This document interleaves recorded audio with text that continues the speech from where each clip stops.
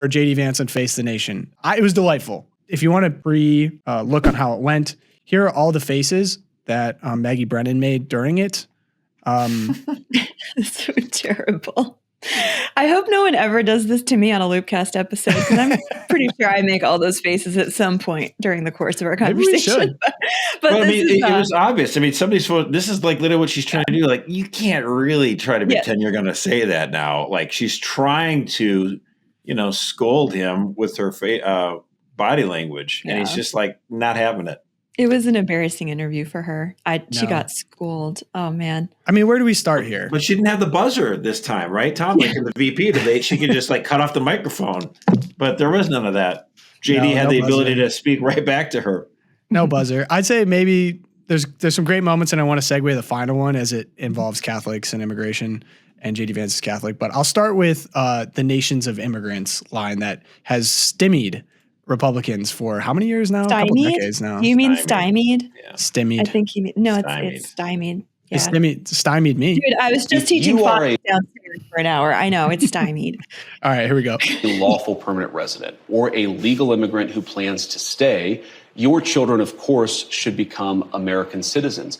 But let's say you're the child of an ambassador. You don't become... But that's not part of it. Well, that is an important principle. Diplomats. But we're saying that carve-out should apply to anybody who doesn't plan to stay here. If you come here on vacation and you have a baby in an American hospital, that baby doesn't become an American citizen. If you're an illegal alien and you come here temporarily, hopefully, your child does not become an American citizen by virtue of just having been born on American soil. It's a very basic principle in American immigration law that if you want to become an American citizen and you've done it the right way, and the American people in their collective wisdom have welcomed you into our national community, then you become a citizen. But temporary residents, people who come in here, whether legally or illegally, and don't plan to stay, their children should become American citizens. I don't know any country that does that or why we would be different. Well, this is a country founded by immigrants.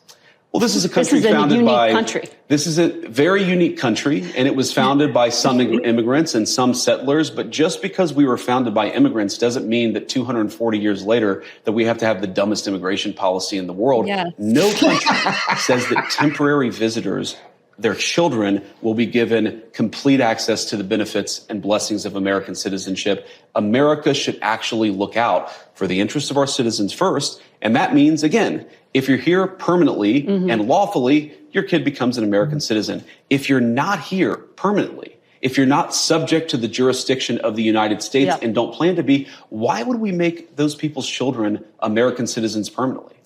Good question. Doesn't mean we have to have the stupidest. That's really good God, it's so beautiful. Just because we're a nation of immigrants doesn't mean we have to have the stupidest immigration policy ever. Bless you, JD Vance. That's so articulate. I mean, this was something I loved about Trump picking him for VP during the campaign, because he would go on these hostile interviews like with her and just cut through the crap and just speak directly to the immediate concerns of the American people. And really enjoyed. And it's like the corporate press, all they have are these bumper sticker solutions and slogans, and they feel that they can just browbeat conservatives and Republicans. We're a nation of immigrants. You should shut up because we're a nation of immigrants. Like, actually, I think this policy is still stupid. Sorry. And I'm willing to debate it. Yeah. Normally Republicans are like, whatever you say. Yeah. And to that point, like, the United States has a history of welcoming immigrants. We talked last week about, yes, we have had bad runs, the ships of the Jewish refugees in New York Harbor, 1930s. We've had bad runs. But at the same time, we have also welcomed immigrants to our country throughout history legally. There has been a legal process. Ellis Island, for all its fault, was a legal process that people went through. All of our grandparents who came here on the boats went through it legally. And I have friends right now who, because our legal immigration system is so overrun and so broken by the open border policy of the Biden administration, their work permits have run out. They have 4 children who were born here over the last 7 years, and they are now caught in a a waiting game because everything has to go on pause because Biden's policy and the policy of the administrations before him so broke the working system that this young family who's been contributing to our economy and to our taxes, they have a good life, they contribute to our parish community, they're caught in the crosshairs here. And that's the point, is that the broken immigration system has hurt families. It's not that somehow, oh my gosh, Trump's hurting families. It's that the broken immigration system has left children at the mercy of traffickers. It has dumped drugs into our country. If they want someone to blame, they should be blaming the Trump administration, Alejandro Mayorkas, Kamala Harris, not Trump right now for trying to get this shit back in order. This, again, crystallizes in I don't care, Margaret, becoming the new rallying cry. So I have the new meme. I love it. The new meme has been born. I think we should abandon anybody who's been properly vetted and helped us. Do you stand by that? Well, Margaret, I don't agree that all these immigrants or all these refugees have been properly vetted. In fact, we know that there are cases of people who allegedly were properly vetted and then were literally planning terrorist attacks on our country. That happened during the campaign, if you may remember. So clearly not all of these foreign nationals have been properly vetted. But there are 30,000 people in the pipeline, Afghan refugees. But my primary concern as the vice president, Margaret, is to look after the American people. And now that we know that we have vetting problems with a lot of these refugee programs, we absolutely cannot unleash thousands of unvetted people into our country. These people are vetted. Good. These people are vetted. Just like the guy who planned a terrorist attack in Oklahoma a few months ago, he was allegedly properly vetted. And many people in the media and the Democratic Party said that he was properly vetted. Clearly he wasn't. I don't want my children to share a neighborhood with people who are not properly vetted. And because I don't want it for my kids, I'm not going to force any other American citizens' kids to do that either. No, and that was a very particular case. It wasn't clear if he was radicalized when he got here or while he was living here. I don't really care, Margaret. I don't want that person in my country, and I think most Americans agree with me. I don't really care, Margaret. I don't really care, Margaret. Oh my God. And she just doesn't listen. Like he's saying, we have a vetting problem. But the best is she totally thought this was a gotcha question. Oh, no, they were vetted. Like they were vetted. He's like, yeah, they were. It's like, I mean, just like snarky. She thought she was still at the VP debate and she could just cut him off and say whatever the hell she wanted to. It's like, again, a total lack of courtesy. You know, when you're asking somebody a question, let them actually answer the question. You're already making these smart ass snide remarks as he's answering the question. Like, so then, yeah, you know, I don't really care, Margaret. I don't really care, Margaret. I do not. On the final one I want to get to, it's on the cost of groceries. Oh, the groceries one. Oh, the groceries one was great. The whole thing is so good for the groceries ones. Here we go. A lot of things that contributed to higher energy prices, and there was record oil and gas production. Yes, Joe Biden did many terrible things to lead to an increase in prices. I agree, Margaret. No, but all the things you experience at the grocery store are what people touch and feel. That's what you were talking about, bacon on the campaign trail. Of course, of course. Those things. When do consumers actually get to touch and feel a difference in their lives? Well, Margaret, how does bacon get to the grocery store? It comes on trucks that are fueled by diesel fuel. If the diesel's way too expensive, the bacon's going to become more expensive. How do we grow the bacon? Our farmers need energy to produce it. So if we lower energy prices, we are going to see lower prices for consumers, and that is what we're trying to fight for. You weren't able to solve the price crisis in 5 days? I mean, she's like, but it's been 3 days. He's like, yes, it's been 3 days. It's been 5 days. And she's pushing him like, why isn't the bacon cheaper? You promised. And he has to give her like a basic economics 101. Economics for Dummies. Remember that book series? That's what I felt like this was. How does the bacon get to the store? I mean, he's so generous actually, because it's like the temptation would be like, I didn't expect to be asked a question by a total idiot. Like, you expected us to lower inflation like 30% in 5 days? Like, what are you from Mars? Like, shut up. Like, he was which very is why, generous. though, I am glad that President Trump declared not just a national emergency on the border, but on energy. Mm-hmm. Yeah. Yep. Because it is a national emergency on energy. All right. Are we ready to step on the landmine? Let's step on it. Why not? It's Monday. What could go wrong? But let me just address this particular issue, Margaret, because as a practicing Catholic, I was actually heartbroken by that statement.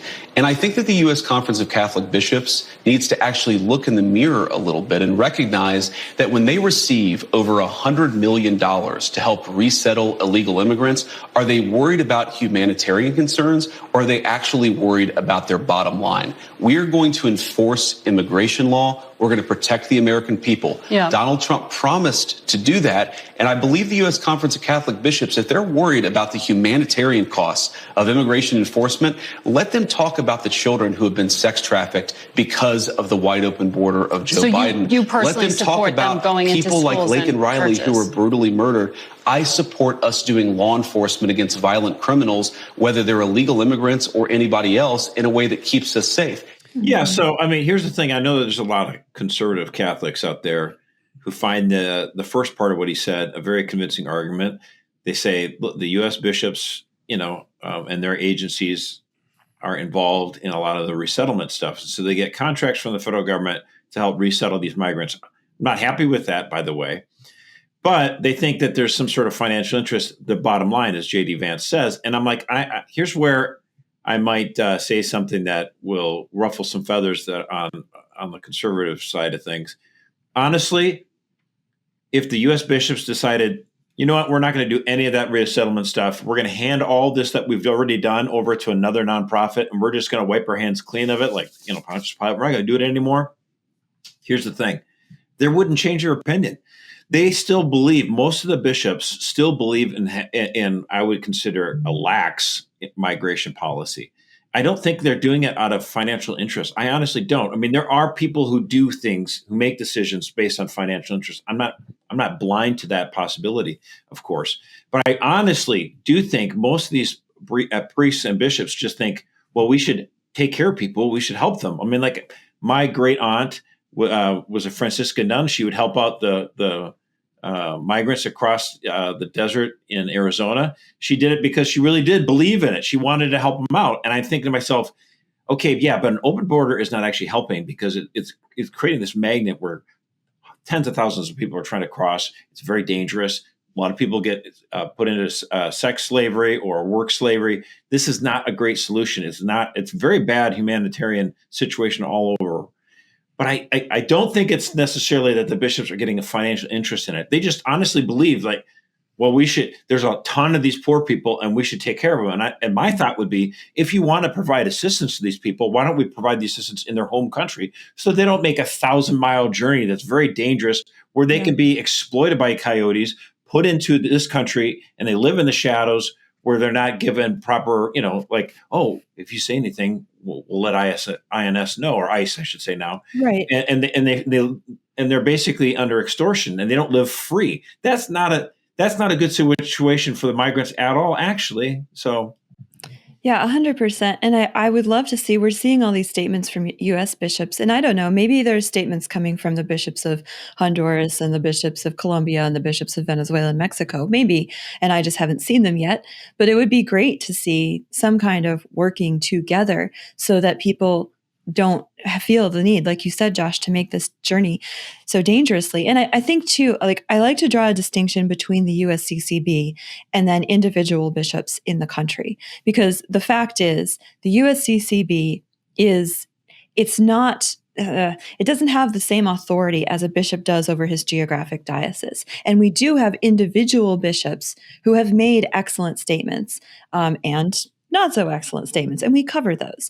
But the Colorado bishops made a good statement on immigration coming together, and they acknowledged this is where I think Bishop Seitz lost the opportunity to speak for the bishops' conference last week. The Colorado bishops actually acknowledged the numbers. They put it out there. They're like, look, DHS since 2020 has encountered 515,000 unaccompanied minors at the border. 75% of them were reportedly sexually abused. They talk about the fentanyl. They talk about the trafficking. They talk about the coyotes in the statement. And I'm like, yes, that's what we need to be focusing on in terms of why we need immigration and border control reform. The other thing we have to talk about is that what's actually happening right now with the Trump administration. Right now, he is deporting the worst first. We don't have people going into Sunday Mass at the Hispanic parish and pulling families out of their pews. That's not happening. But what the bishops seem to be putting out, what Father James Martin seemed to put out over the weekend, is this like hue and cry that, oh my gosh, ICE is in there like ripping 3-year-olds out of the arms of their fathers. Well, and the press release that sites signed off on for the USCCB was titled, "Human dignity is not dependent on a person's citizenship or immigration status." Which no one's saying it's not. Thanks. Like, no one is denying this. Like, why? You're... I mean, it just is so irritating to have conversations where people are like, oh, wow, way to slay a dragon there. Like, no one was saying that. Like, what? Who's out there advocating that no one has dignity, human dignity? Yeah. It's the same line that James Martin uses with the LGBTQ plus whatever flag. He's like, gay people are loved by God. And I'm like, no one's saying that. Right. Like, well, I agree. We agree 100%. But I mean, to cut through it, it's being intentionally strawman arguments are so it's being intentionally obtuse to take a rhetorical stance.